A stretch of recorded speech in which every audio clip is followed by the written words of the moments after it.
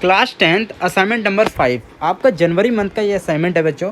ठीक है, जैसे कि आपके सारे असाइनमेंट हमारे चैनल पे कराए जाते हैं, तो आप लोग देख सकते हो आपका ये भी असाइनमेंट सॉल्व करा दिया गया है। ठीक है, तो इसको मैं देखो क्या है, आप हैंड टू हैंड लिखोगे तो आपको समझ में भी आ जाएगा और क्या है आपका असाइनमेंट भी कंप्लीट हो जाएगा। सिर्फ 10 मिनट के अंदर आपका असाइनमेंट ये कंप्लीट हो जाएगा। तो सभी बच्चे अपनी अपनी नोटबुक निकाल लेंगे और हैंड टू हैंड इस असाइनमेंट को कंप्लीट कर लेंगे, जिससे कि आपको जो भी वर्ड समझ में ना आए तो मैं बोलूँगा तो उससे आप समझ जाओगे और आपको समझ में भी आ जाएगा और ये कंप्लीट हो जाएगा। ठीक है, क्वेश्चन नंबर 1 सभी बच्चे देखेंगे। क्वेश्चन नंबर 1 जो आपका असाइनमेंट में दिया गया उसमें दिया गया वर्तमान समय में समाज का झुकाव भौतिक सौंदर्य के प्रति बढ़ता जा रहा है। इन परिस्थितियों में आध्यात्मिक के जरिए आंतरिक सौंदर्य की ओर उन्मुक्त होना लौटना आपकी समझ में कितना महत्व रखता है। तर्क देकर 4 बिंदु में अपना उत्तर लिखिए। तो उत्तर हम लोग लिखेंगे वर्तमान समय में समाज का झुकाव भौतिक सौंदर्य के प्रति बढ़ता जा रहा है। इन परिस्थितियों में अध्यात्म के जरिए आंतरिक सौंदर्य की ओर उन्मुख होना ज़्यादा महत्वपूर्ण है। मनुष्य आत्मलोकन कर यदि आत्म परिष्कार करे तो वह उन मनुष्योचित गुणों की पूर्णता को प्राप्त करेगा जो अपेक्षित हैं। आत्म मूल्यांकन से वह स्वयं के मनोविकारों को दूर करेगा, अपने अंतर्मन को निर्मल कर ईश्वरत्व को प्राप्त करेगा, जिससे एक सुखी व आदर्श समाज के निर्माण होगा। ठीक है, आपका कंप्लीट होता। फिर आता है सेकंड पे, आप देखोगे अमृतलाल नगर जी ने अपने आत्मकथ्य में अपने युग के आंदोलन का वर्णन किया। इन आंदोलनों का लेखक पर क्या असर हुआ लिखिए। ठीक है, तो इसमें आएगा नगर जी आपने आत्मकथ्य में उस युग के आंदोलन का जो वर्णन किया है उन पर भी गहरा प्रभाव पड़ा। देशभक्ति की भावना उनके भीतर प्रबल होती गई। आंदोलन में भाग भी लिया, लेकिन सबसे ज़्यादा प्रभाव उनके अर्तमन पर जिसने उनके विचारों को प्रभावित किया। उस युग के रचनाकारों की संगति ने भी उसके विचारों पर अपनी अमिट छाप छोड़ी और वे लेखन की ओर उन्मुख हुए। ठीक है, बै पे आ जाते हैं। आप देखोगे जेब कतरा कहानी पढ़ने के बाद मन में कौन से भाव जागृत होते हैं लिखिए। ठीक है, तो उस कहानी के बाद आपका कौन से मन, तो इसमें हम लिखेंगे जेब कतरा कहानी मानवीय संवेदनाओं से युक्त है। वर्तमान समय में शिक्षित समाज में बढ़ती बेरोजगारी ने जिस अवसाद को जन्म दिया वह हमारे मन को कहीं ना कहीं गहरे तक छू लेती है। कहानी के माध्यम से लेखक ने समाज की इस समस्या की ओर ध्यान आकर्षित किया है। ठीक है, प्रश्न नंबर 3, अपने नगर पालिका के पास एक शिकायती पत्र लिखिए जिसमें मोहल्ले की सफाई न होने के संदर्भ में शिकायत की गई हो। ठीक है, तो इसमें आप सबसे पहले लिखेंगे प्रति स्वास्थ्य अधिकारी रायपुर नगर निगम पश्चिमी क्षेत्र रायपुर छत्तीसगढ़।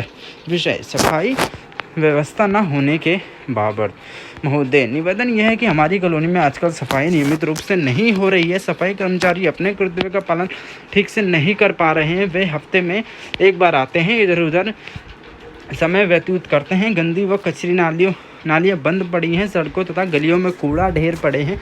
नदियों का गंदा पानी सड़कों पर फैलने लगा है। मक्खी व मच्छरों से लोग परेशान हैं। सफाई कर्मचारियों से कहने पर वे नहीं सुनते।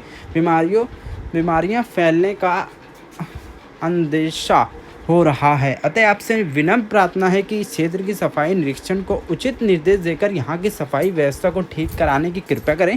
धन्यवाद। विनीत शर्मा, आकाश शर्मा व मोहल्ला वासी। तो आप डेट लिखेंगे दिनांक 24 जनवरी। ठीक है, आपका ये कंप्लीट हो गया। आ जाते हैं प्रश्न पे। अधोलिखित विषयों में से किसी एक पर 200-250 शब्दों में निबंध लिखना है। ठीक है, किसी एक पर लिखना है। तो ग्लोबल वार्मिंग के ऊपर लिख रहे हैं तो ग्लोबल वार्मिंग के पहले प्रस्तावना लिखना है। ठीक है, आप लोग देख सकते हो ग्लोबल वार्मिंग समूचे विश्व के लिए एक ज्वलंत मुद्दा, आने वाली पीढ़ी इससे परिचित हो यह अत्यंत आवश्यक है। सूरज की रोशनी की वजह से पृथ्वी का तापमान दिनों दिन बढ़ता जा रहा है।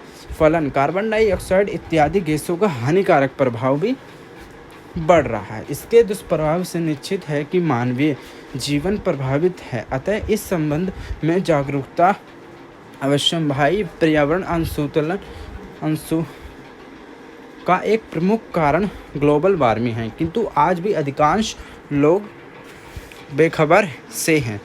ठीक है। ग्लोबल वार्मिंग का अर्थ, ग्लोबल वार्मिंग क्या है, इसके अर्थ को जानना बहुत ज़रूरी है। धरती के तापमान में लगातार बढ़ते स्तर को ग्लोबल वार्मिंग कहते हैं। धरती पर ग्लोबल वार्मिंग बढ़ने का मुख्य कारण कार्बन डाइऑक्साइड और मीथेन जैसे ग्रीन हाउस गैस है, जिसका सीधा प्रभाव समुद्र जल के स्तर में वृद्धि, ग्लेशियर का पिघलना, अप्रत्याशित वायुमंडल का दबाव, जिसके कारण पृथ्वी पर जीवन की संभावना पर असर पड़ता है, जिसका दुष्प्रभाव इत्यादि अनेक कारण हैं। ग्लोबल वार्मिंग का प्रभाव, ग्लोबल वार्मिंग के बढ़ने के साधनों के कारण बीते हुए कुछ वर्षों में इसका प्रभाव बिल्कुल स्पष्ट दिखाई दे रहा है।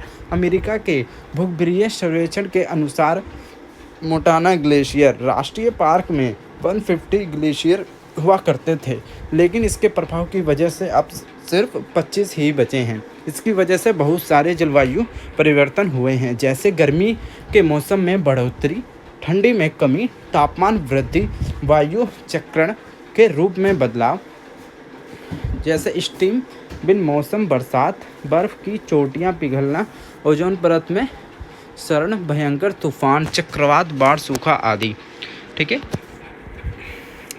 और इसमें है 4 में हम लिखेंगे ग्लोबल वार्मिंग के कारण। ग्लोबल वार्मिंग के लिए बहुत से कारण हैं, किंतु मुख्य कारण ग्रीन हाउस गैस, जो कुछ तो प्राकृतिक प्रक्रियाओं से बहुत कुछ मानवीय और गैर जिम्मेदारी का नतीजा है। जनसंख्या विस्फोट, अवस्था और ऊर्जा के दोहन से 20वीं सदी में ग्रीन हाउस गैसों में वृद्धि दिखाई दी गई है। वातावरण में इनका होना औद्योगिक क्रियाओं का कारण है। पिछले कुछ वर्षों में कार्बन डाइऑक्साइड व सल्फर डाइऑक्साइड में 10% से ज़्यादा बढ़ोतरी हुई है। नाइट्रोजन का ऑक्साइड, हेलोकार्बन से क्लोरोफ्लोरोकार्बन, क्लोरीन, ब्रोमाइड कंपाउंड इत्यादि वातावरण में मिलकर रेडियो एक्टिव संतुलन को बिगाड़ते हैं।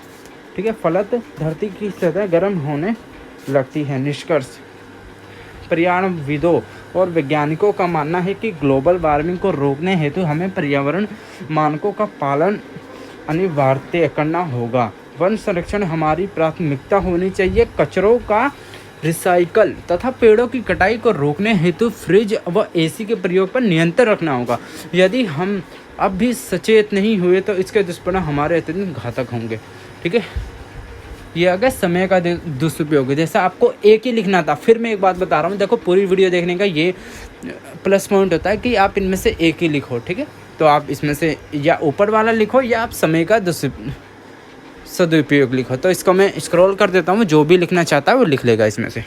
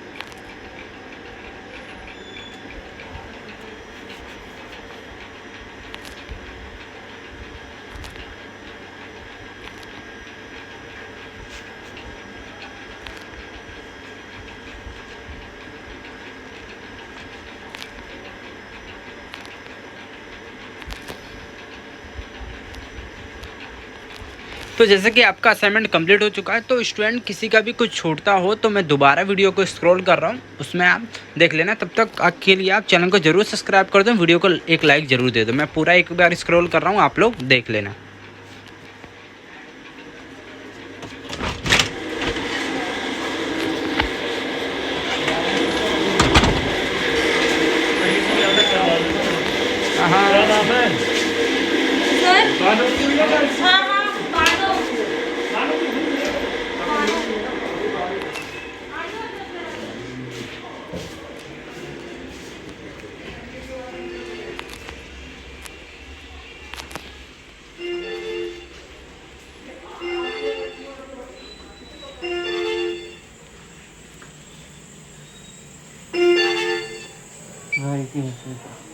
ठीक हो पहले से?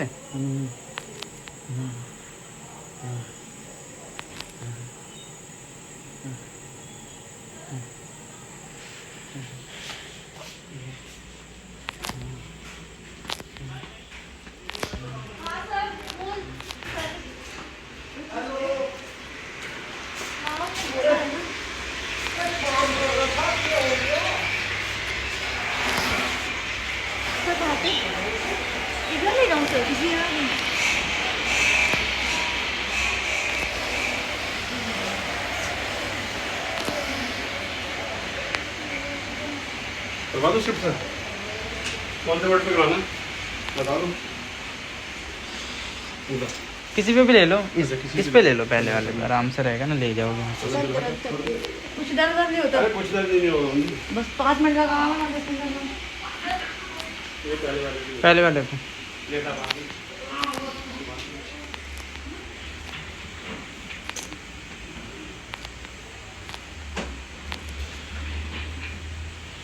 और घुमा दे। चलो उठ जाओ।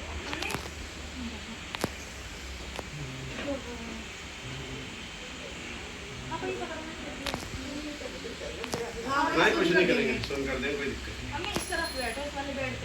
आराम से, हाँ चुपटा दे तो कोई दिक्कत नहीं, तरह लो बैठ कर आराम से।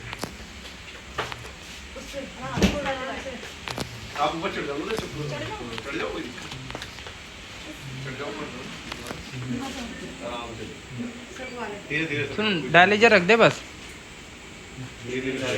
हैं? कुछ नहीं हो, कुछ भाई क्या करता है तू, नाइट से मॉर्निंग। धीरे धीरे जाओ, कल कोई नहीं, खुद चली जाएंगे। हाँ समझदार है वो, समझदार हो गया था। एक बार मैंने संतोष की करी थी, समझदार है, चली जाएंगे। उसकी आज कर रहा करनी थी, तो आज अच्छा। मैंने संडे भी आया। और मॉर्निंग किसकी कर रहा था उस दिन? ये पर्स का क्या है ना, पर्स मोड़ बस तो ये रहने दो। मॉर्निंग बस तो अपने पास में रखियो, मॉर्निंग तो मेरा था, नाइट मैं है हूं अंदर। नहीं वो बहुत बता अच्छा, रहे हाँ फिर तो लगा ले आराम से। अच्छा कोई बाहर है गेट पे। अच्छा सर, चल मैं जा रहा हूँ, हाँ कबड़ मैंने पूरा कर दिया था, कबड़ मैंने पूरा कर दिया था, ठीक है कबर्ड कर अभी दिया। तो एक आदमी हो जाएगा। निकल रहा हूँ फिर, ठीक है। ये होता है। और अक्षय को काउंटर का ओवर दे दिया है, सादा बचा है वो दे देगा ओटी का।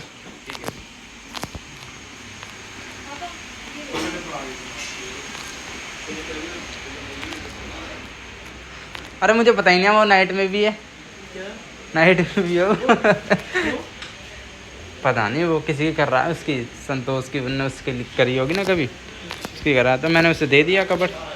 तू बचा, बस कोई आएगा उसे दे दे। अक्षय आ गया, हाँ तो उसे दे दिया।